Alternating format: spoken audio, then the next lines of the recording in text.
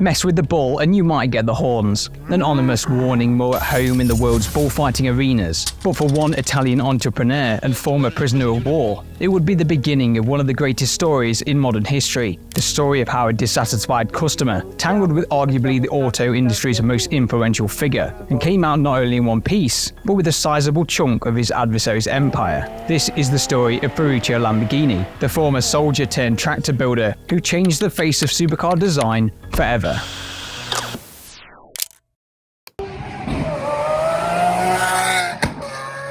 Lamborghini, we all know it. Whether it's the Miura, the Countach or the Aventador, you can't talk about supercars without talking about the raging bull. But present-day Lamborghini has had a far from easy ride. It's changed hands more times than a second-hand Pokemon card and may never have even existed if it wasn't for a little-known Italian guy called Enzoferrari. Way back in the early 1900s, in a small village in Italy, a young boy by the name of Ferruccio was tired of his family's way of life. Ferruccio had a love for all things mechanical, spending hours fixing and tinkering with the tractors at his parents' vineyard. To their dismay, Ferruccio had caught the bug. He was a petrol head. With no desire to down his tools, Ferruccio set off to learn more about his craft. Showing the bullish behavior he would become known for, Ferruccio never took no for an answer. By the age of 18, Ferruccio already had his own business, fixing anything he could get his hands on. Ferruccio was on his way to the life he dreamt of. That was until Italy's involvement in World War II dragged him away. Ferruccio was drafted into the Air Force and sent to the Greek island of Rhodes. After many years of fighting across Europe, the Allies would liberate Rhodes and take Ferruccio, just a humble mechanic, as a prisoner of war. It wasn't long before they realized how skilled he was and quickly put Ferruccio to work on their own vehicles. Thankfully for our story, Ferruccio was freed back to his native Italy shortly after. You mean I'm free to go? His freedom should have been a moment of joy for Ferruccio, but life had more challenges in store. Italy, and most of Central Europe, was broke. A near decade of war had torn most economies to shreds. Ferruccio, still keen to wrench on anything he could, began working on farming equipment once more. Not long afterwards, Ferruccio noticed that the machines he worked on were getting older and older. Farmers across the country couldn't afford new tractors, and with the soaring costs of fuel, many were pushed to breaking point. Meanwhile, the Italian government, keen to fix his economic problems, began selling old military equipment at auction. It was here where Lamborghini would be born. Seeing a gap, Ferruccio began buying military vehicles, the same he had worked on years previously, and converting them into commercial tractors. To save fuel, Ferruccio would invent a fuel atomizer that would allow the engines in his vehicles to switch from costly petrol to low-cost diesel, a lifeline for farmers across the nation. Lamborghini Tractors was born, and just a few short years later, Ferruccio was a millionaire. What you gonna do, Jerry? Show me the money!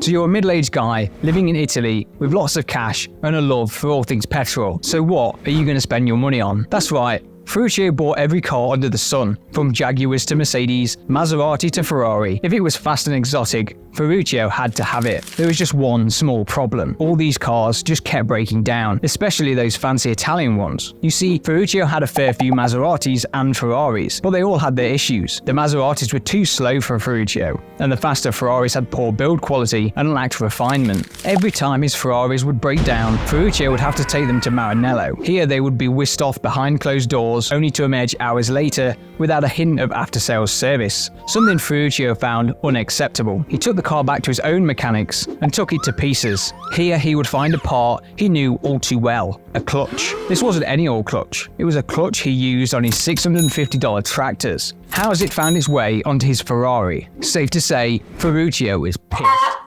You little life-saving, heaven-can-waiting! The next time he saw Enzo, he gave him a piece of his mind. And if you saw our Enzo video, you will know he doesn't give two hoots about what anyone thinks of him, let alone a tractor man. So Enzo flipped Ferruccio the bird, told him to go back to his farm toys, and the rest is history. Ferruccio headed back to his factory and told his workers they made supercars now. They turned to that stripped-out 250 GT and began modifying it top to bottom. The outcome was a Ferrari that made the stock car feel like something out of the Flintstones. There was no turning back for Ferruccio or Lamborghini. They would destroy Ferrari if it was the last thing they did.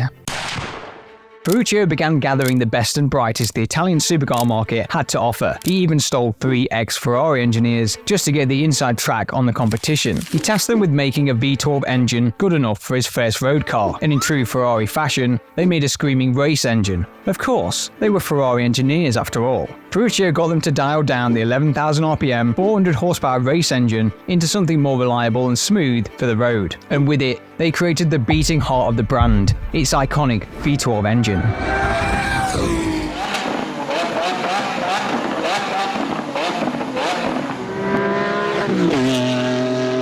A testament to those early engineers, the V12 they made was still used in one variant or another until 2010, some 40 years later. It would first find its way into the 350 GT, and if that sounds familiar, Ferruccio basically copied the name of his Ferrari, the 250 GT, but added an extra hundo in there just for good measure. The 350 GT was a huge success for Ferruccio and Lamborghini. It was the car Ferrari could have made, but instead of swimming in a pool of admiration, Ferruccio cannonballed his way into his next car, the 400 GT. Just a year after the 350, the 400 would revise the recipe, upgrade the sensations, and further solidify Lamborghini as the new name in Italian sports cars. All they needed to do now was play it safe and refine. The only issue here is those ex-Ferrari engineers were like kids on candy. They just couldn't help themselves. In secret, they had penned a new beast, a revolutionary design that would change the automotive landscape forever. And to their surprise, Ferruccio himself would sign off on its creation. It was a mid-engined, rear-wheel drive, lightweight sports car, using the V12 from the 400 GT in a sleek aerodynamic body. All it needed now was a name.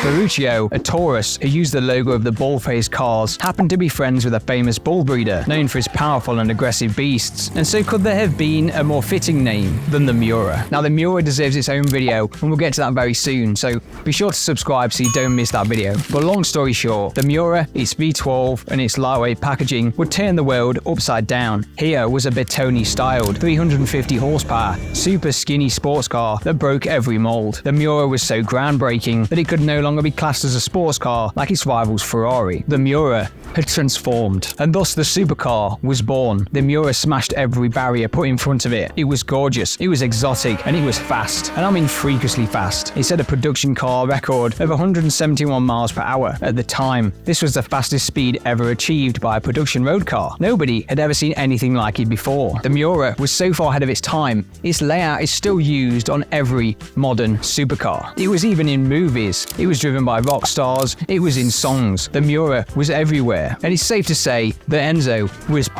No, God! No, God, please, no! No! Ferruccio and Lamborghini were rolling, and they didn't stop there. A few years later, they brought out the Islero, a sleek coupe Grand Tourer for those that like the smoother road. Next came the Espada, which is one funky-looking piece of machinery. It was a 2+2, designed to replace the original 400 GT. It had the Lambo V12 and was named after the sword bullfighters used. It was the edgy Lamborghini, just starting to poke its head out from its shell. Ferruccio would then replace the Islero with the Girama. Cars were just flying out of the new Italian startup. Everything was looking up until it wasn't. Ferruccio still had his tractor company, and like most upstart supercar brands, Automobili Lamborghini wasn't a big money maker. Not a problem when tractor sales are booming, like sealing a deal to send 5,000 tractors to Bolivia. As long as no one decides to have a coup, Ferruccio would be golden. What was that? Bolivia had a coup? Right, so yeah, Bolivia had a coup, yeah. That happened. No, God!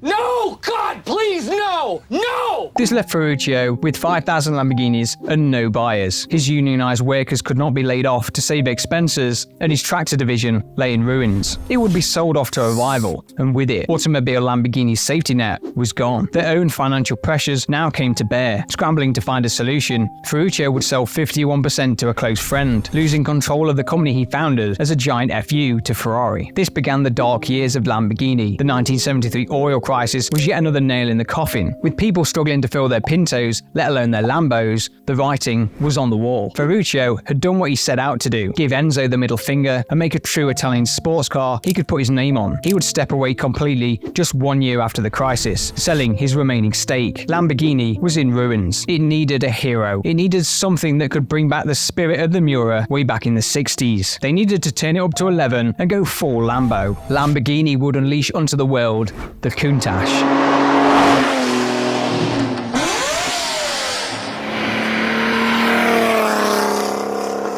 has there ever been a more bonkers car? It was shaped like cheese, had more spicy wings than a barbecue joint, and most importantly, it introduced us to the greatest way to enter anything, Lambo door style.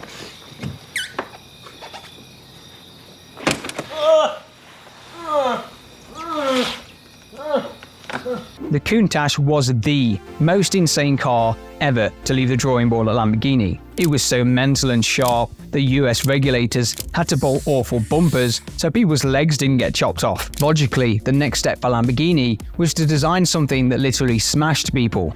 I think you know where I'm going with this. The Rambo Lambo, or as it was called, the Cheetah. Now the Cheetah, as it was known, came out of necessity. In an attempt to make a more affordable Lamborghini to boost sales, the brand had to release the Silhouette. I know, it's a terrible name, and the car lived up to it. The Silhouette was about as reliable as a TSA agent is kind and delightful. Okay, now see, she didn't say good morning to me, so I put an orange dot on her boarding pass, which means they're going to search her anus. It was a disaster, so of course, your first port of call for your Italian supercar company that is in need of a win is taking a military contract. It was Lamborghini's first attempt at an off-road vehicle, and it definitely showed. The competitor to the modern Humvee had some typical quirky Lamborghini features, like a rear-mounted engine from a Chrysler that made it handle like a pig. All in all, the Cheetah would lose out to AM General, who pitched their first-generation Humvee. Not content with tanking one vehicle, the Cheetah, alongside Lamborghini's ruined financials, led BMW to cancel their order to develop the M1. With its deals dead and no new cars on the horizon, Lamborghini filed for bankruptcy, and the Raging Bull was retired for good.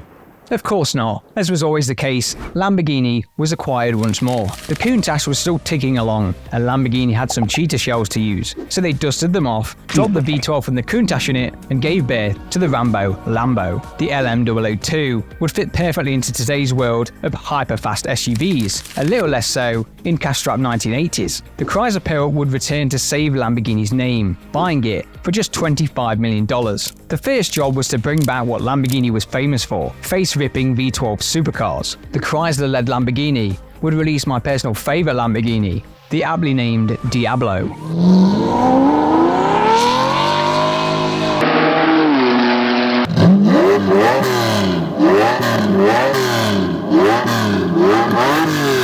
Back came the sharp lines and record-breaking cars Lamborghini was known for. The Diablo, Spanish for the devil, had a massive 5.7-litre V12, 485 horsepower, and breathtaking looks. It was the fastest Lamborghini to date and the first to break the 200-mile-per-hour barrier, setting a world's fastest production car record of 203.1 miles per hour. It was the Lamborghini I grew up with, the star of Need for Speed Hot Pursuit, and a rare profitable car for the brand. Absolutely no points for guessing what happens next. Yes, it all fell apart once again. In the ever-changing world of 90s supercars, the Diablo was quickly overtaken. Lamborghini changed hands yet again, but a new dawn was on the horizon, and it was German. Volkswagen Group swooped in to resurrect Lamborghini. They would follow the tried and tested method of releasing a new Halo V12 Lamborghini, except this time they would take no mercy.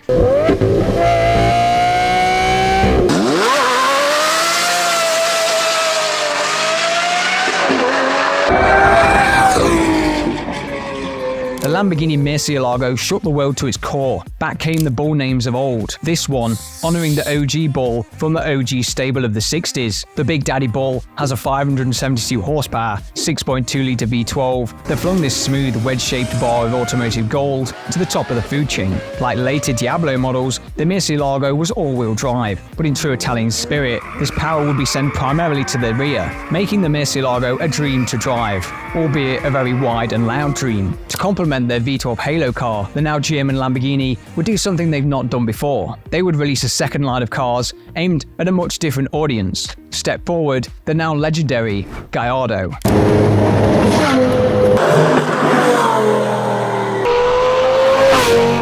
The Gallardo used a smaller V10 engine in a more attainable package, opening up the Raging Bull to a new audience. It was such a success, but by the end of its run, the baby Lambo accounted for 50% of all Lamborghini sales ever. Yes, the baby Lambo sold as many cars as every other Lambo put together. Lamborghini was back, and under the German generals, the new look Lamborghini weathered everything the world could throw at it. By the time the dust had settled, stocks were back up, and people had jobs again, Lamborghini was poised to release the successor to the Murcielago. We give you the Aventador.